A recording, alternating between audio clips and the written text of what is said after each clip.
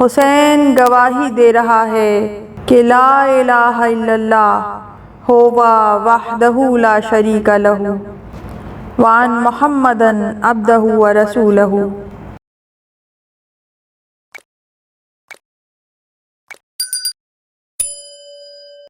مدینے میں جب امام حسین علیہ السلام سے بیعت طلب کی گئی اور امام حسین علیہ السلام ولید کے دربار سے گھر تشریف لائے تو جب رات ہوئی تو اپنے جد امجد رسول اللہ صلی اللہ علیہ وآلہ وسلم کی قبر مطہر کی زیارت کے لیے گئے اور عرض کیا، اے نانا، اے رسول اللہ، میں حسین ابن علی آپ کا بیٹا اور آپ کی بیٹی کا بیٹا ہوں۔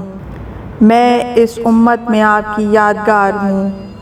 میری اطاعت کا آپ نے حکم دیا، گواہ رہنا کہ امت نے میری کوئی مدد نہ کی اور میری قدر ضائع کر دی، میری حرمت اور میری قرابت کا کوئی لحاظ نہ رکھا۔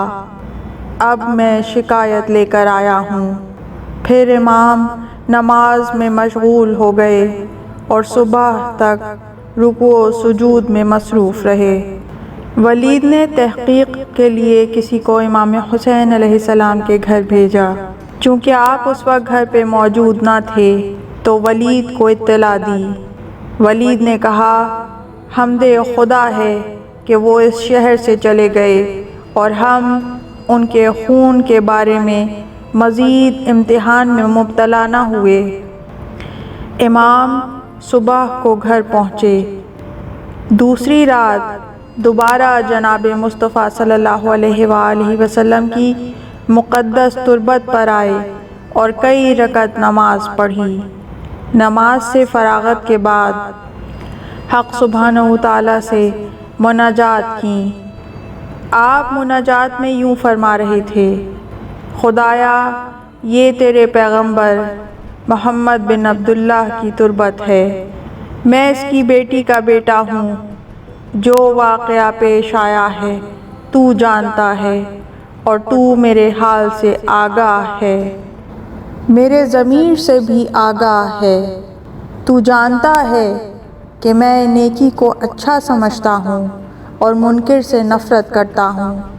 اے خدایا، اس تربت پاک کے حق کی قسم اور اس قبر میں سونے والے کے حق کی قسم کہ جو چیز تیری اور تیرے پیغمبر کی رضا ہے وہ مجھے بتا دے اور میرے لیے آسان فرما دے۔ پھر بہت روئے اور سر پاک نانا کی قبر پر رکھ دیا۔ آپ روتے روتے سو گئے تو خواب میں اپنے نانا رسول اللہ کو دیکھا کہ فرشتوں کے ایک گروہ کے ساتھ آ رہے ہیں، کچھ دائیں طرف ہیں اور کچھ بائیں طرف، کچھ پیچھے اور کچھ مثل فوج کی طرح آگے آگے ہیں۔ رسول اللہ نے آپ کو سینے سے لگا لیا، پیشانی کو چوما اور فرمایا، بیٹا، میں دیکھ رہا ہوں عنقریب ایک گروہ جو اسلام کا دعوے دار ہوگا تمہیں کربلا کی زمین پر قتل کر دے گا۔ تم پیاس سے نڈھال ہوگے لیکن وہ پانی نہ دیں گے، اور باوجود اس کے کہ وہ میری شفاعت کے امیدوار بھی ہوں گے۔ خدا میری شفاعت ان لوگوں کو نصیب نہ فرمائے اور اس دن ان کو ذرہ بھر فائدہ نہ ہو۔ اے میرے فرزند، تمہارے والدین میرے پاس ہیں اور تمہاری ملاقات کی آرزو میں ہیں، اور آپ کے لیے بہشت میں کچھ ایسے درجے ہیں کہ جو شہادت کے بغیر حاصل نہیں ہو سکتے۔ امام نے عرض کیا، اے نانا، مجھے قبر میں اپنے پاس بلا لیں کہ مجھے دنیا میں پلٹ کر آنے کی ضرورت نہیں ہے۔ رسول اللہ نے فرمایا، سعادت شہادت کو حاصل کرو تو پھر تم ان درجات اور ثواب کو حاصل کر سکو گے۔ پھر امام نیند سے بیدار ہوئے تو اپنے خواب کا اپنے اہل بیت سے ذکر فرمایا۔ اہل بیت علیہ السلام بہت پریشان ہوئے، یہاں تک کہ اس دن اہل بیت کے اوپر اس قدر غم تھا کہ زندگی بھر میں ایسا غم دیدہ دن نہ دیکھا۔ نواسہ رسول نانا کے مزار پر خواب دیکھنے کے بعد گھر آئے اور گھر والوں کو خواب سنایا، اور پھر اس شب سے 2 شب بعد فوراً مدینے سے نکل جانے کا مصمم ارادہ کر لیا۔ نیم شب آپ قبر رسول پر آئے، نماز پڑھی، نانا کو الوداع کہا اور گھر واپس آ گئے۔ صبح کے وقت محمد بن حنفیہ آپ کے گھر آئے اور عرض کیا، بھائی جان، میری جان آپ پر قربان ہو، میرے لیے آپ سے زیادہ افضل کوئی نہیں ہے، اور آپ مجھے اپنی جان سے عزیز اور پیارے ہیں۔ آپ میرے بھائی ہیں، آپ اہل بیت کے بزرگ اور بڑے اور بہشت میں جانے والے سادات میں سے ہیں۔ میں آپ کو نصیحت کرنے آیا ہوں، آپ میری نصیحت قبول فرمائیے۔ امام نے پوچھا، بھائی کیا فکر مندی ہے؟ آپ کا قول میرے لیے بغیر کسی غرض کے ہے۔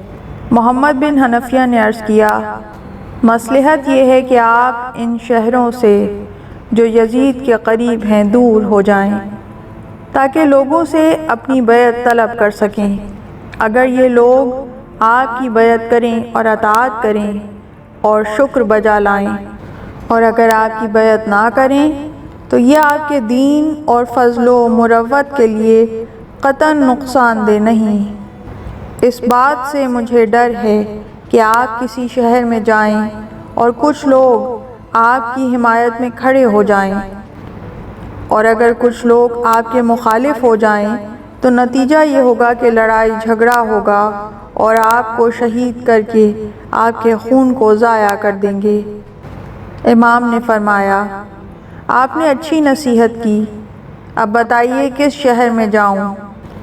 محمد بن حنفیہ نے کہا، پہلے مکہ جائیے، اگر اہل مکہ آپ کی بیعت کر لیں تو ٹھیک ہے، ورنہ یمن چلے جائیں کہ اہل یمن ضرور آپ کی بیعت کر لیں گے، اور اگر وہ بھی آپ کی اطاعت نہ کریں تو پھر پہاڑوں میں چلے جانا اور ایک شہر سے دوسرے شہر منتقل ہوتے رہنا اور مناسب وقت کا انتظار کرتے رہنا۔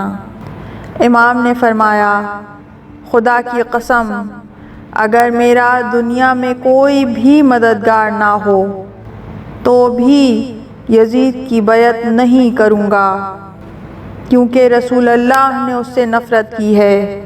اللہم لا تبارک فی یزید۔